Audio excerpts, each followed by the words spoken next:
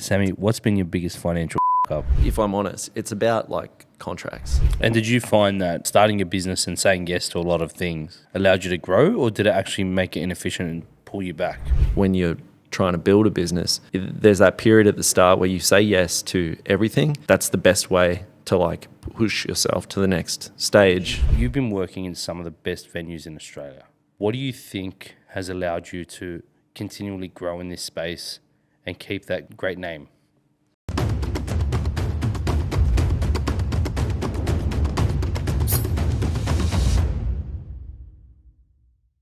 In this episode, I sit down with Sam Fraraccio, better known as the Brick Chef. From wood-fired ovens to coal-driven hearths, Sam's designs are really redefining live-fire cooking. I dive into how he broke into the industry, the highs and the lows of building a career from the outside of the kitchen. This is a true story of someone whose work fuels the passion behind the plates. So Sam, welcome to the podcast. Thank you for having me, Paul. Thought I'd do a nice intro. That was a really good segue. Just start with talking about how hard it is. Yeah, How exactly. much demand there is. You're like, 1,000,000%. That's it. it's really nice outside. It is. It's a Saturday. It's good. We've all had our coffees. Yes, it's beautiful. Sam, I've appreciated your work for many, many years. I geek out over your work. I look at it. I'll be scrolling. I'll be deep scrolling, and then, I'll just be like, fuck, Sam's work is a shit. And then I've always had this dream to build something at home, and I just don't have the home for it yet, but one day I will. And funny story, this will make you laugh, but my grandfather, he always comes up with ideas. And one idea was he wants a pizza oven. The guy's never cooked a pizza in his life. For God's sake, he's an Arab. He's got no idea about pizza or bread. And he goes to me, hey, Paul, I want to buy a pizza oven. I'm like, okay, find the pizza oven and we'll buy it. And then he goes, no, I want you to look for it. I said, Pop, it's going to cost at least a couple grand to get this thing up and running. I'll chip in 50%, but it's a couple grand, bro. He goes, couple thousand? No way, blah, blah, blah. Then he goes to me, he goes, I found one. I said, okay. I said, you find it and you let me know what it costs and I'll chip in 50%. Then he starts looking and then he forgets about it for 6 months. Just forgets the idea. So then I don't attain it. If he doesn't push it anymore, that means he's over it. Yeah. We have the same family. All of a sudden, the idea comes back. And he forgot I told him that ovens cost a couple grand to build. And then he goes to me, hey, I want an oven. And I'm like, listen, man, I don't have time for it. You find it and I'll chip in. Right? I'll chip in. So he goes and then he forgets. Forgets about that I told him I'll chip in. Then he buys his neighbour's oven next door for $250 because they were moving out of a rental. And he goes, you would not believe. I said, what? He goes, I bought a pizza oven. I said, yeah? I said, how much? He goes, you wouldn't believe. $250. I said, oh my God, that's amazing. I said, here's 125. And then he stopped. And he goes, fuck. I said, what? Because I should have told you 500. Classic. We also have the same family in that regard. No. He goes, I should have told you 500. I was like, fucking hell. I said, this bloke wanted to jip me. He was so disappointed in himself for the whole day. Then he missed out on a deal on his own grandson. Damn.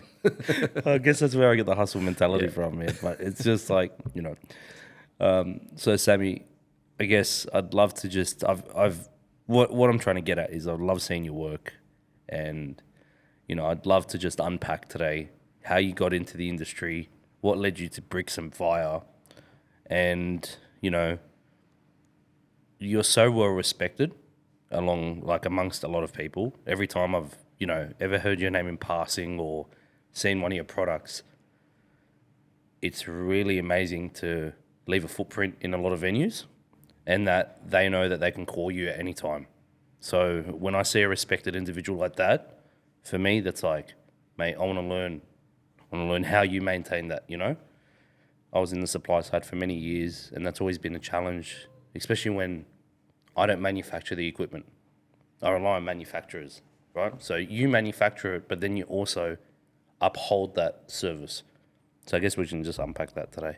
Firstly, thank you. That's very lovely. And yeah, I guess the supply side and the design side kind of came from seeing it like firsthand. So I've worked for a few companies, worked for myself in construction. I'm a stonemason by trade, and I taught myself how to weld because of the necessity of working in hospo. Is like you got to know stainless, you got to know what its limitations are, and but yeah, so I was working as a stonemason. Got picked up by a company that designed wood-fired ovens, worked for them for a few years, and while that was going on, I ran their construction arm. So I had a team, and during that time developed a few products for commercial use. At the time it was very commercial grade, but we weren't really in the restaurant space. And this is all based in Melbourne? Yeah, at the time. At the time, friends were opening up a restaurant where I grew up in Beaconsfield, and they were looking for wait staff. And I was a bit of a sucker for punishment. It's like managing a construction arm of a company. And I was like, you know what? They'd be good people to learn under. I'll learn a lot about that world. And, and I'd worked in coffee and, that kind of thing before. I'd done catering with a wood-fired oven trailer prior to that. But I'd never worked in fine dining. So the guys at Oh My in Beaconsfield, they just won as of this year, best restaurant in Vic. Okay. And terrible front of house waiter, just for the record.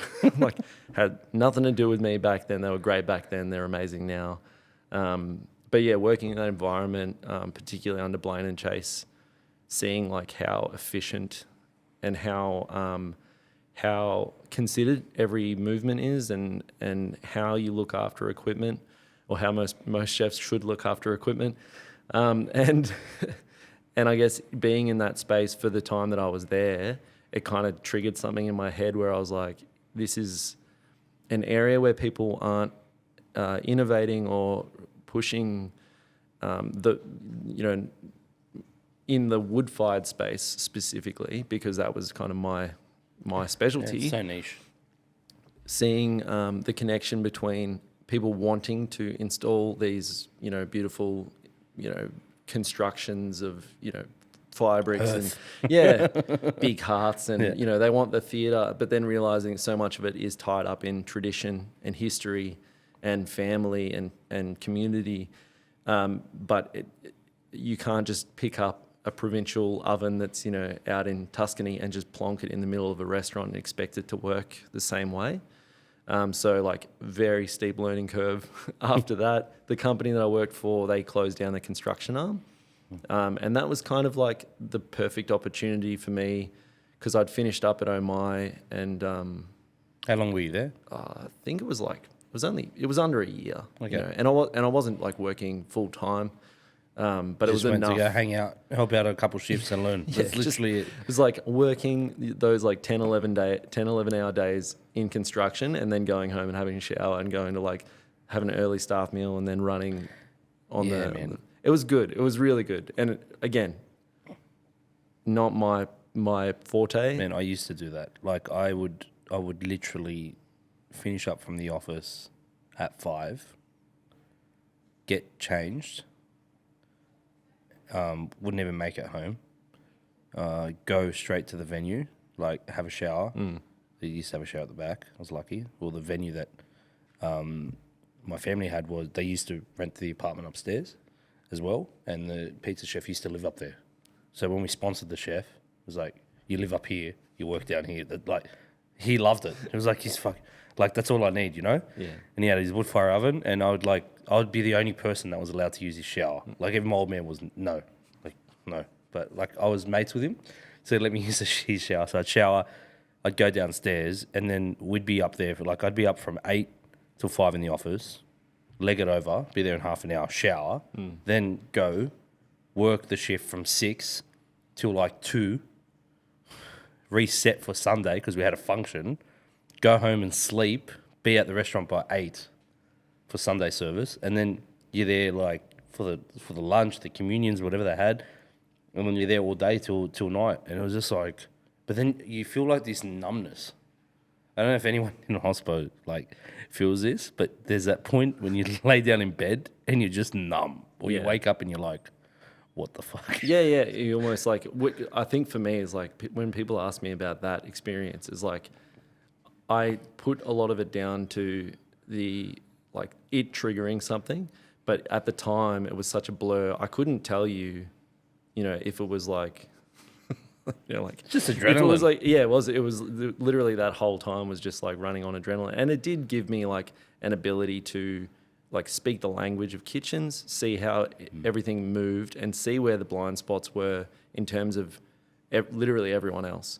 And as I said, because so much of it's tied in tradition and all these old crafts, when you question a design or like a specific element of something that is tied to tradition, people tend to get up in arms.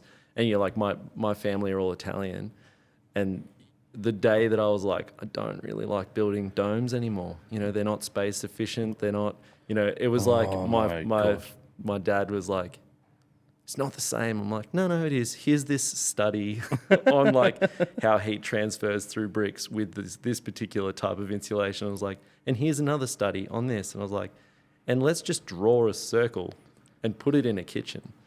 Draw a square that takes up the same amount of space, like, and tell me that is, not a compromise that you would make if it meant that you could turn over another pizza every minute, or it meant that you could fit gastros in it, So this is interesting. So Sam, your specialty is you went from stonemasonry to now you craft live fuel stations. Yes. You make beautiful pieces of art, as I like to call it, that allow people to cook. Oh, true. Very durable. Very durable piece of art. I think that could be displayed. That allow you to use timber, wood, coal, anything that's live fuel, even gas. Do you do stuff with gas? Try not to. Okay. I've done it once, and because with gas, if it's custom, you need a type B plumber, and there's like 5 of them in Australia. So if you don't buy an off-the-shelf oven that's fitted with gas, it's just not worth it. And for me, like mixing fuels is just, it's too dangerous. Even where it's legal, it's just not smart, in my opinion. I'm going to say "in my opinion" so many times. That's okay. You could just cut it all. No, out. it's your opinion. It's fine. That's what we're here for. Yeah, big asterisk at the start of every, like, for me, putting gas on ovens means you can't use a door. Like legally, you can't put a door on it, because if that gas burner leaks, then you essentially open that door, and if there's an ignition source, you're gone.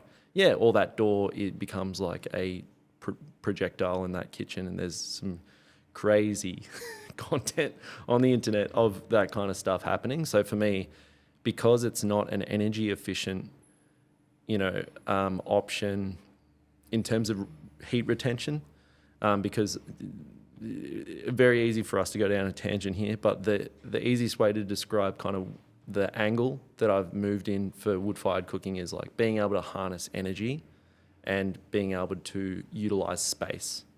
They're the two principles where, second to durability, which is like the most important one really, and easy maintenance and all that stuff. But if you can't utilize that space efficiently, and you can't use every bit of heat or smoke or, whatever you want to get out of that unit. Yep. Because at the end of the day, if we're talking about, and you talk about very often, like costing, if you take that steak and you go, right, how much charcoal did we just use to cook that steak? And you're like, could have we cooked other things above it or adjacent to it, or, in that same time frame, and how do you design that solution so that the chef just intuitively leans towards that style of cooking? And it sounds like really nerdy and kind of like petty to be like, you have to make it like an easy option, but it's true. It's just with any product design, if it's not easy, we could all pull out our phones and talk about how the interface has changed in the past 10, 15 years. It's the same deal with cooking equipment. And anything wood-fired is 100 years, 200 years behind anything that's commercial, because we're taking something that's, a provincial communal element and dropping it into a space where everything is a cube, everything is square and straight and, set at Fits in the line. Yeah, it's ergonomic. So, yeah, without like really spiraling out of control. No, don't worry. No, so like that whole area of design is what's really given me like the passion to kind of keep pushing. And yeah, for restaurants to adjust the way that they cook and kind of see it almost as a trend. And I built a lot of kitchens. Like, how many kitchens have you built, you reckon? I was sitting down doing like a list, and there's at least 60 restaurants that have like decent work, like sized work, and then probably another 20 or 30 that have just like, small grills and whatever else. So there's a lot out there. So you've got about 100 venues. I would probably say so now, yeah. And how many years have you been doing it? For myself, I think this is my 6th year. Wow. 5 or 6. I don't actually remember. That's okay. COVID was a very dark time. Hey man, you just said we weren't going to talk about it. I just said the pandemic was a dark time and we lost 2 years. But I will say on that, if you get locked in your house or your state, it makes you think completely differently about how to survive or how to, Just brings that human instinct back. Yeah, it does. It's what our forefathers, the cavemen, what they used to do. Don't want to give us like too much credit being like that primal, but there is an element of it where Victorians were primal, bro. Yeah. You guys were the primal beings of the world. Yeah. Guys, anyone that knows this, and yes, I promised I would not bring politics, but we need a special shout out to the people of Victoria that suffered the most during the pandemic. The longest lockdowns in history, like the modern world knows. Yeah. Well, I think there was like 2 other examples, but they were in countries that don't typically report their deaths or anything like that. Yes. So that's fine. But from a resilience perspective, that period of time, I was living in Brunswick East. We saw the full shutdown. Like you could walk down the 96 tram line, until 8 o'clock where you had to go home. But like for me, because I couldn't leave the state, and at the time, a lot of my work was, as you would understand when you're trying to build a business, there's that period at the start where you say yes to everything. And if it's stretching your abilities as a craftsperson or, like as a chef or a waiter or whatever, you will give yourself that room to stretch because you know that if you're used to it, that's the best way to like push yourself to the next. And did you find that, starting a business and saying yes to a lot of things allowed you to grow, or did it actually make it inefficient and pull you back? In that case, it definitely made me grow. We lived at a property that had it used to be a clinic, and it had like a chiropractic clinic or whatever. So it had a big backyard, and I got permission to put like a shipping container in the backyard so I could do like little projects in there. And when we went into lockdown, that was essentially the only space that I could work. And any job that I was approached for, especially if it was interstate, had to be designed to fit on a pallet. It had to be designed to be either modular and lightweight enough that anyone could build it, and it had to be able to be like, in a sense, repaired remotely. And if there were spare parts, like I had to think 3 steps ahead. Like if I get stuck with something that like a weld cracks, which is the, impact, heat, all of the things that happen in a kitchen. They happen worse on wood-fired cooking equipment because you're throwing logs, you're slapping pans down, and everything is hot. but you have to have elements of like masonry, which is brittle. And, you know, there's all of these elements that when you're designing it, you're like, where is the weak point here?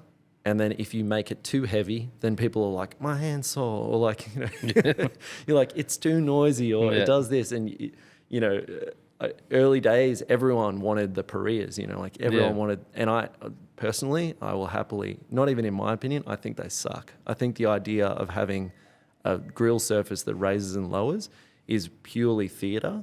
And eventually we'll realize that like that surface that you're cooking on doesn't need to go up and down for you to efficiently cook a steak. And there are venues, and obviously like I'm associated with venues where the product is so, you know,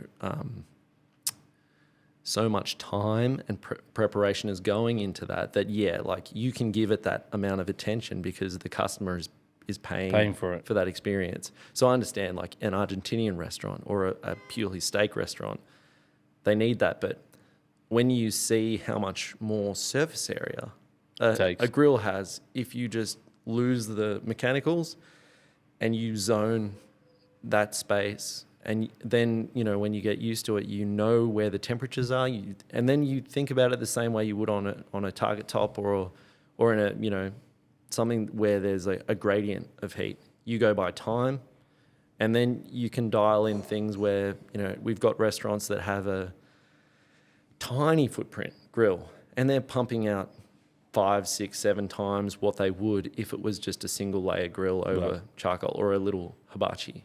So and it's just amazing to see that you product design, you engineer, and then you build it all yourself. Yeah.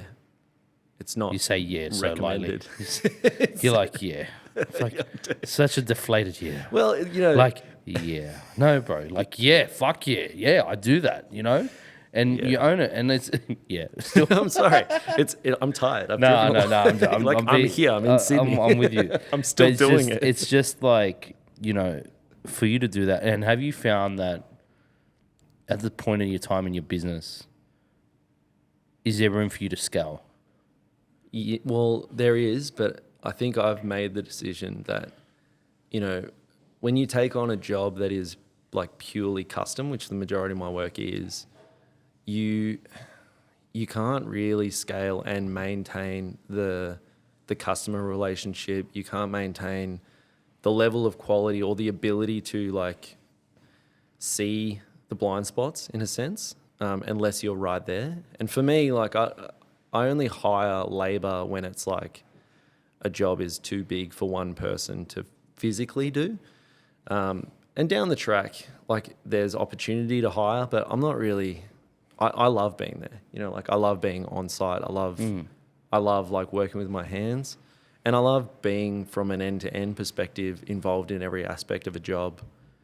So yeah, the short answer is like, I don't really want to, because the part of the market that I'm in is kind of niche, and I'm pushing myself probably harder than most of the other guys who still have a piece of the pie as it was. And I'm not really interested in competing with the high volume guys or, you know, the small format guys or whatever else. Like we can all exist, you know, and there's more than enough work to go around. But yeah, for me, like I love that I'll get an Instagram message from a chef, and then, you know, 6 months later, 8 months later, we'll be in a finished restaurant, and that's gone through architects, mechanical engineers, the owner of the restaurant, you know, 3 or 4 design revisions, you know, and then hopefully at some point some kind of like payment, and then after that, you know, you're on site, and, you know, the job might change.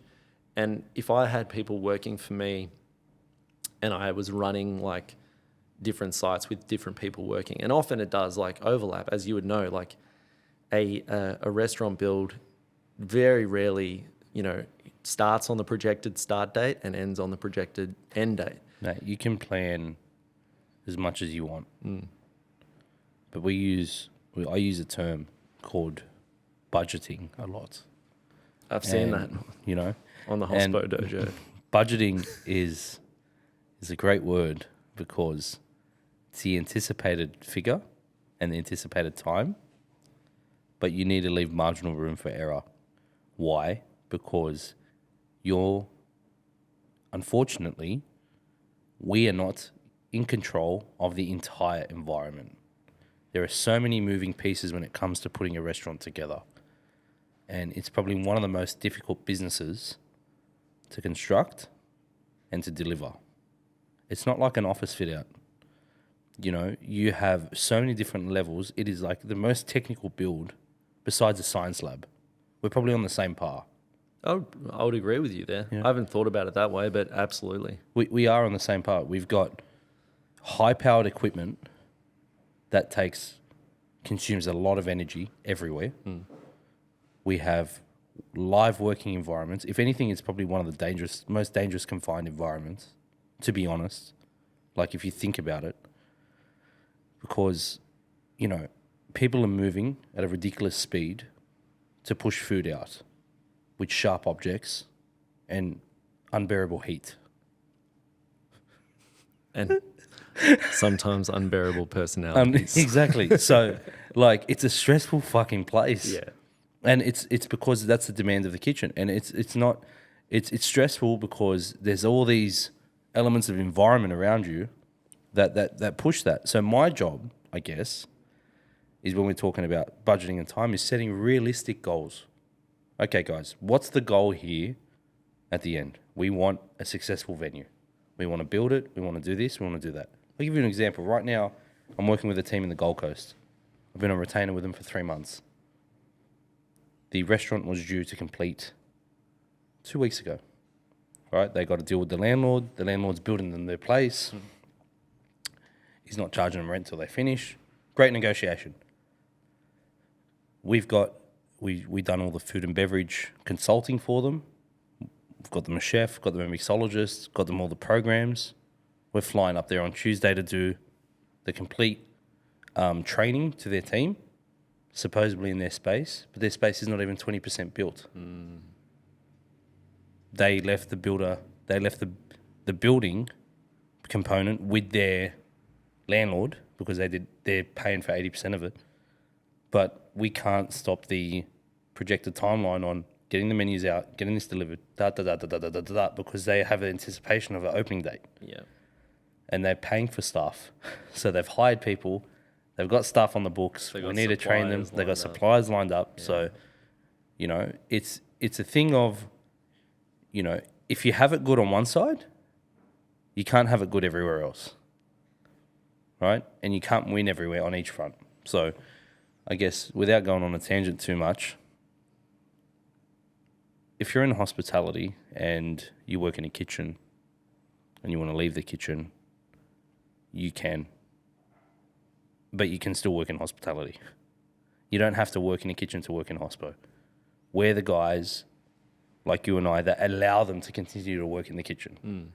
And trust me, there's enough work in our space for you to jump on board and join in. But you need to be able to deliver. Yeah. It's like you need to want to work hard. And in my case, if you can't push a wheelbarrow, don't even call me. 100%. Don't know what the prerequisites are to work for me, it's about, don't think it's a 9 to 5. And for me, it's all about, you need to be able to converse on many different levels. I can talk to a chef. I can talk to a dishwasher. I can talk to a casual waitress that's never been in the industry. I can also talk to a landlord, the solicitor, and the mechanical engineer. I'm going to have these conversations all in the space of an hour. That sounds exhausting. It is, but that's my job. Like, that's what I'm paid to do, is be that sort of glue that brings people together and allows the venue to stand up on its own 2 feet. And I guess what I really want to unpack from you in this is you've been working in some of the best venues in Australia. And for them to be able to put your piece of equipment in there and rely on it day in and day out, what do you think has allowed you to continually grow in this space and keep that great name? It's a great question. Like a lot of it, you kind of summed up. is like being able to have the conversations, even when they're hard ones. You know, like I've made heaps of mistakes over the past 6 years, probably a couple in 6 months. I've had a baby, so my brain is like, my wife had a baby. I was there. You still had all the cheat meals with her. Yeah, exactly. You had the baby. Yeah. I would say that a lot of it has to do with just knowing how to balance expectation and how to communicate your outcomes, communicate timelines, you know, and when you miss them, like own up to what your shortcoming is, but also like not really just be walked over. And that doesn't happen often. And you would know as well, just in the industry in general, there's like a lot of different power dynamics. There's a lot of stress. There's a lot of pressure. There's a lot of passion.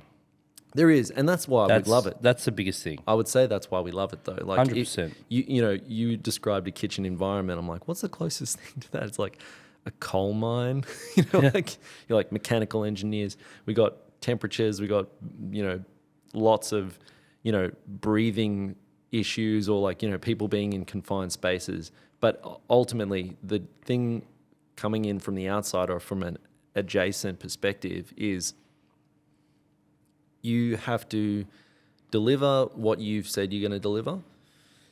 If the plan changes, you have to be able to communicate that the outcome may change, and you also have to be able to pick up the slack, from different angles. Being on site, being the business owner and the designer and the consultant and the builder and the person installing, and then, in some cases, training and maintaining, it means that you can see the problem before it happens. And if that informs design, you've saved yourself a lot of trouble. If it's happening on site with trades, other trades like who, might build a wall in the way of you getting your work in, which has happened like way more than I would like to admit. It's just all scheduling, and sometimes it's not anyone's fault. And a project manager's job is a nightmare with restaurant builds. Like, I've built close to 600 venues. I believe. know exactly. Like, I know But you look so happy. I'll tell you why I'm happy, and this is honest. I've delivered to like over 600 venues, whether that be equipment, whether deliver kitchens, whether it be full builds. I've worked with like some of the largest organisations and government institutions. One thing that I did wrong when I was younger was I thought if I seen a problem, I would try to fix it and not tell anybody about the problem.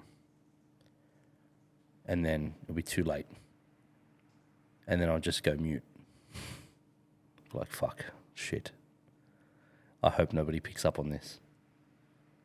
And rather than facing the problem, I would run away from it and push it to the side and hope it goes away.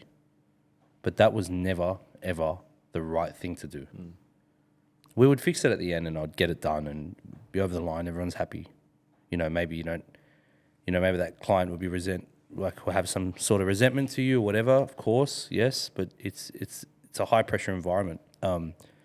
Especially in Australia when people are paying large sums of rent and large sums of wages for people, and they're waiting for you to deliver. And especially when they look at you and they're like, out of all the pieces of equipment here, Sam, yours costs the most money and you're late. So imagine being the project manager. Hey, all my money is going to you and you're late. You're the be all end all for this entire thing. And it's like, bro, I'm late, but you signed the shit lease. You're the one that said, okay, to a 4-week fit out period on your lease, and you didn't sign a heads of agreement that said, not pending DA. Yeah, I'm like, that was just like firing up in my head, like having like Nam-like flashbacks. How many times you're like, you've got approval, right? And you're like, we'll get it, and you're like, cool. Yeah, exactly. Like it's Stonington Council.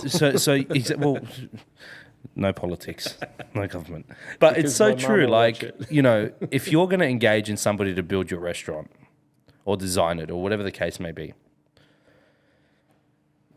when you sign a lease, that's a ticking time bomb, bro. Like, that is you going, sign, timeline. It's like setting a detonator. Yeah. Beep. And the second ticks every single day. Get to work, Jack Bauer. So what you should do is, prior to you signing that lease, involve the people that you need before. So if you know Sam takes 12 to 14 weeks to build your oven, call Sam 18 weeks before you think about it. Say, Sam, I'm looking at building an oven. Okay, well, Sam will tell you, bro, I need this. And before you sign your lease, make sure you have this approval, that approval thing. Sam will tell you that. If you want to design a kitchen and you come up with the idea of building a restaurant, don't call me after you sign the lease. Call me before you sign the lease. Because there might be things inside the tenancy I'll be like, mate, you need to get this rectified before we can even build your dream. It's okay to pay people before you commence on a lease. Because if you do that, you pay a professional, whatever their professional fee may be, just to do a due diligence over it, right? You might invite Sam out for a site inspection. Hey, Sam, I'm thinking of putting the oven here. Sam will come, he'll have a look, and he'll go, And how wide do you want that door? Well, I can engineer the oven this way, but if you really want this, you need to maybe position it there. So it's always about involving the professionals early on. And professionals that are professional are more than happy to take that on because it makes their work easier. If you know someone might get an oven from you or a grill, whatever the case may be, if they told you about their thought, would you be upset? No. You'd be like... If they invited me to a site inspection and really pushed for it, I might be a bit annoyed. Yeah. Just send me a photo and dimensions. Well, there you go. But that's what you need, right? But just the communication, right? Yeah, of course. Yeah. I'm not saying that you need to be everywhere, but I'm just saying if they communicate with you and let you know prior, then that's going to set them up for a win. But the minute you sign your lease, that's the ticking time bomb, and that's where I'm getting at. And instead of talking about lease negotiations and stuff, because today's about Sam. Sam, what have you found has been the biggest challenge for you during your entire tenure currently?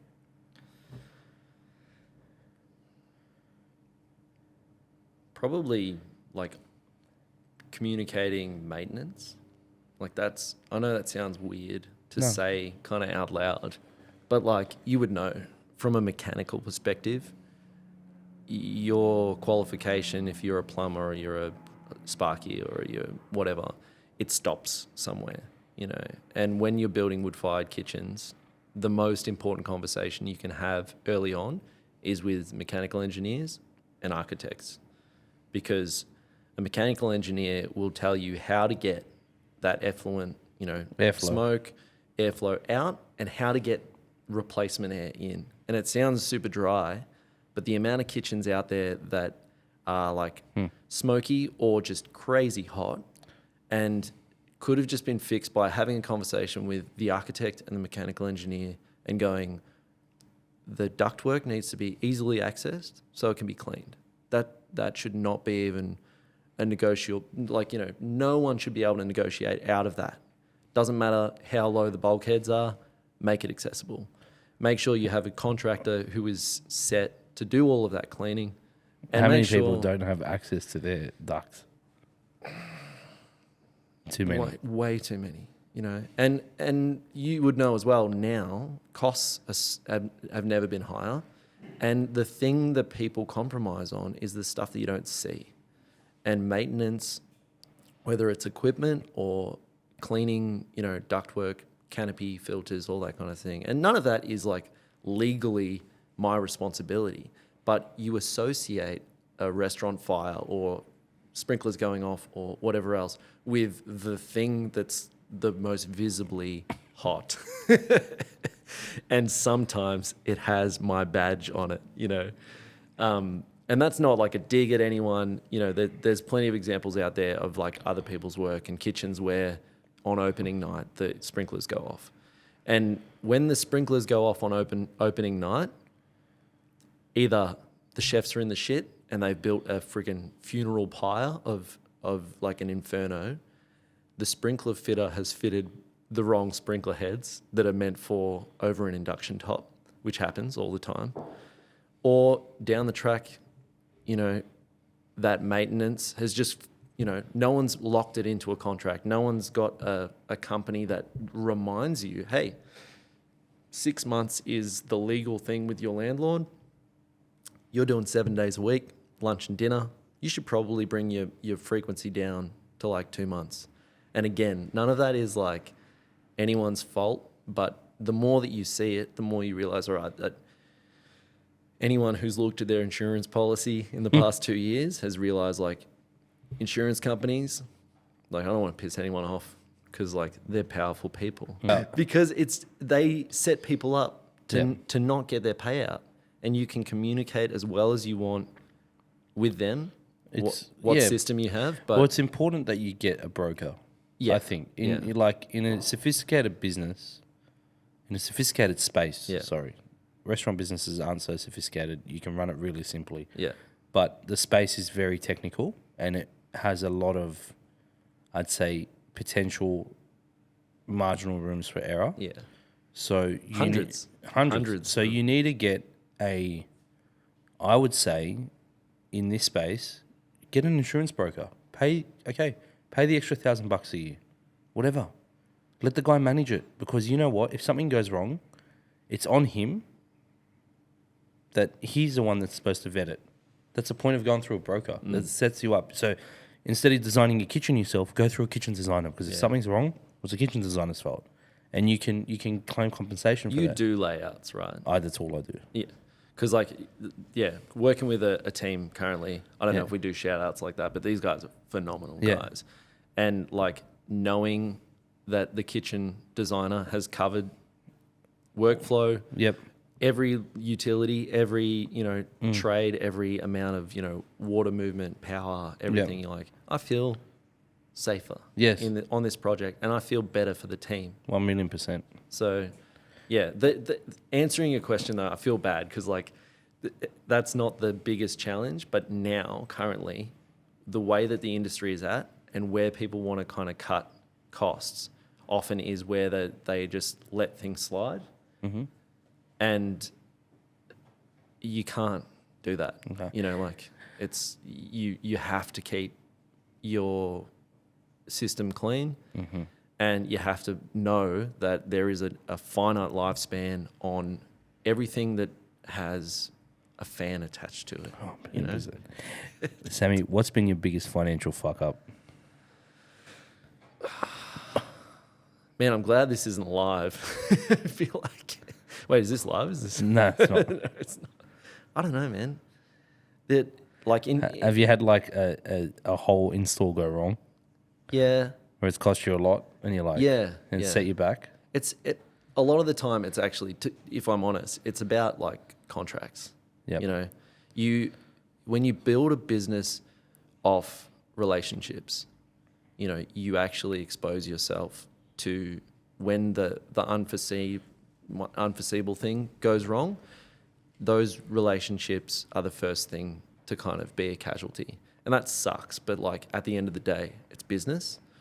And having to negotiate, issues when there is whether it's planning or whether it's, that's business. Whatever, it's business. It's part of the game. But when you're exposed, and both sides have to come to the table and really have a discussion, that's costly on your time. It's costly on your business, and the thing for me that sucks the most is that the relationship represents your business as well. And I am the face of my business, and without me using my hands and drawing things and designing things, my business isn't running. So when a relationship suffers, you first feel the casualty of the relationship, and then after that you feel the consequence of whoever's actions it was. And sometimes it's financial, sometimes it's, that person might have a bad opinion of me, and at the end of the day, you can take it personally, you can move on, you know, but like, as you said, there's a lot of passion in this industry. And from a financial perspective, like there are a few things that come to mind, but I think the only thing I would really say is like, if you're a contractor, a small contractor, just get someone to draw up contracts. You know, like get a lawyer to write up a contract for your works, what it entails, what your responsibilities are, and where those responsibilities stop. Because like, if you do that, then that relationship doesn't actually have to suffer because it's purely business. And it's open book. Yeah. You know, and I have that with my design contracts. I'm like, or my retainer contracts. It's like, hey guys, this is what I do for you. This is what I can do for you. And this is where the buck stops. If something goes wrong, if I did something wrong, and in the contract, it also says if I've done something wrong, this is how you're protected. A contract isn't just about a one-way street. Of course. You need to protect both parties. Yeah. And it limits liability for everybody. There's a limitation, there's everything there, and it's sort of outlined. So entering a contract is not a bad thing. It's you got to just read and understand it and ensure that there is ways that you're both covered on both ends. And you have a service level agreement you must adhere to, which is a SLA, which we like to call it. But the client also has to adhere to that too, because that's how we price things. If we don't price things based on time and effort, then then we can't put a transactional value towards it. And that's what our agreement is for. But if it's just open-ended, well, then the checkbook's open-ended, right? So, no, definitely hear that. And I guess, you know, what are some of the, you know, is there any project that you've ever done that you're like, wow, I'm so proud of this? I know you're proud of a lot of your work, but what's been a standout, or what was that aha moment for you? There's so many. And you were talking about the Christmas, you know, the holiday period thing. But like Embla in Melbourne, which is like one of my favorite restaurants in the world, rebuilding that oven in like, I think it was 8 days from Boxing Day, including demolition, redesigning, reworking, cutting bricks, building, closing it all back in, you know, and then being able to have it like lit up, replumbed, and then back to service for a busy restaurant that operates, you know, pretty much seems like around the clock. That was a real push for me, but it was also just, Dave is now a great friend. You know, we have mutual trust. And I know that like, if that unit is still going, you know, it might be a little worse for wear, but if that oven is still going, I know I can build an oven anywhere. And, you know, and Esther as well, Matt Lindsay is just like one of those people. I'm like, how? Like, how do you just keep a level head? Any in Sydney that you love? Esther besides Esther. for sure. Man, I love going back to restaurants. I was at Polly last night. I was at Kiln last night. You know, I was at Kiln this morning. Polly for me is a big one because from a design perspective, we reworked that whole half, and it's changed the way they cook there, and that gives me the most satisfaction. You know, like I didn't build the unit there, but we reworked kind of how it's mapped out, and that thing's loaded all the time. And for me, it gives me happy feelings. Have you worked on any international projects yet? Yeah. So there's a restaurant in Singapore called Kala. It's actually the highest food forest in the world. So they have native Australian plants growing on a rooftop overlooking Marina Bay Sands. And that kitchen was completely designed, fabricated, and built like at my workshop in the Dandenong Ranges on pallet sizes, kind of modular, and then it was packed down and shipped on a truck to a depot, and then from that depot they air freighted it. Wow. Because it was late, which I feel really bad about. I had an injury, and it was just like same deal over Christmas period. Oh man. And but yeah, it got air freighted, and then they pallet jacked it into place and lit it up, And it worked. It worked. It's there now. You know, like it's the only thing that sucks is I haven't been able to visit them yet because We have to go. Yeah, Mate, I'm keen. yeah. I love Singapore. I'll show you around. Okay, cool. I've got some good friends. Yeah. Singapore's a great place, and there's a lot of expats there. Lastly, before we wrap up, is there anyone that really shaped your career or mentored you in the process that you'd like to sort of acknowledge or shout out to? Man, like Dave Hall, without a doubt. Hannah Green at Edda, at that time, like with Charlie Snadden, and we're great friends now as well. He's, we call each other twice a week sometimes. Yeah. Aaron Fenwick over in the Adelaide Hills, just people who've really invested in my business, but invested in me first and foremost. Have really shaped who I am as a person as well as how I run my business. And it's just, I don't know, it's just a beautiful industry. I know that there are probably people going to be watching this and be like, hey man, where's my shout out? But for the people who come to mind, who have really just, they'll call me not to be like, I need this. They'll call to be like, how are you? Yep. And I think being included in this industry as like an adjacent member, solely construction, but only really in hospitality, it's those kind of relationships where you're like, this is my home now. I'm not going anywhere. Wow. That's so beautiful to hear. And lastly, before we go, I want you to look in that camera, just down that barrel, okay? And just imagine that there is somebody who provides a service to the hospitality industry, to the guys on the front line. What's one piece of advice you'd give them? Run. No. No. I see you. I appreciate you. Oh, man. Or what's one piece of advice you would have loved to if hear? you need a hug, just call me. Yeah. Yeah. Advice is, it's hard because everyone's different. Yeah, but people love your opinion. They see you succeed. They see that you're able to, network with like the likes of Lennox and so many beautiful other chefs out there and have your equipment in those venues. Yeah. So as an equipment supplier and as somebody that provides a service to these venues, what's one thing that you'd tell them to potentially work on or have or build upon or deliver on, whatever the case may be? Get a good accountant. Get a good accountant. Yeah. It's okay to fail. It's okay to not be okay. We throw that around a lot, but man, I've had conversations even in the past 24 hours with people where I'm like, when I get home, we're hanging out. Let's just take a day. Be kind to yourself because it is a high, fast-paced, high-pressure industry, and you don't have to be perfect. And we eventually will click that the whole working yourself until your family suffers or your physical health suffers. It's not sustainable. I also recognize this is that glass moving thing where I was like, if Lennox sees this and he's like, you didn't give me a shout out. Yeah. If there's one person who has informed how I design equipment to be more durable, it's Lennox. It's Lennox. So I really appreciate you, Lennox Hasty. Thank you.